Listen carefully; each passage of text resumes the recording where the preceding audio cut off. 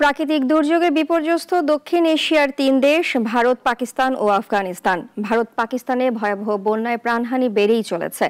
আফগানিস্তানে বিধ্বংসী ভূমিকম্পের পর মানবেতর জীবন কাটাচ্ছে মানুষ। চলছে উদ্ধার তৎপরতা, আন্তর্জাতিক সহায়তাও পৌঁছাতে শুরু করেছে দেশটিতে। ভারতের পাঞ্জাব প্রদেশে ভয়াবহ বন্যায় মৃতের সংখ্যা বেড়ে দাঁড়িয়েছে ৪৬ জনে। পানির নিচে ডুবে গেছে প্রায় ১,৭৫,০০০ হেক্টর কৃষিজমি। বন্যা মোকাবেলায় এনডিআরএফ, সেনা, বর্ডার সিকিউরিটি ফোর্স, পুলিশ আর স্থানীয় প্রশাসন একসাথে উদ্ধার তৎপরতা চালাচ্ছে।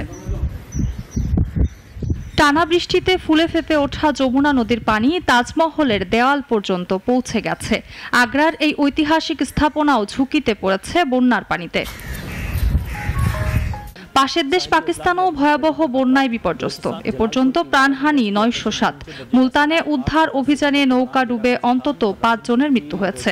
কোমর সমান পানিতে দাঁড়িয়ে জিনিসপত্র সরাতে দেখা গেছে অসংখ্য মানুষকে। জাতীয় দুর্যোগ ব্যবস্থাপনা কর্তৃপক্ষ জানাচ্ছে, শুধু পাঞ্জাব প্রদেশেই ১৮ লাখ মানুষ বাস্তুচ্যুত হয়েছেন, ক্ষতিগ্রস্ত হয়েছেন ৪১ লাখ।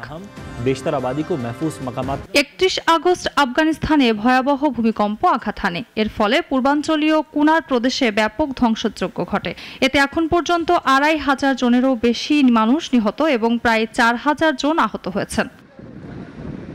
ক্ষতিগ্রস্ত আফগানদের পাশে দাঁড়িয়েছে আন্তর্জাতিক সম্প্রদায়ও। চীন পাঠিয়েছে জরুরি ত্রাণ সহায়তা, যা ৫ কোটি ইউয়ান মূল্যের প্যাকেজের অংশ। ইতোমধ্যে বিশেষ ফ্লাইটে পৌঁছেছে কাবুলে। মৌসুমী মৌ, নাগরিক।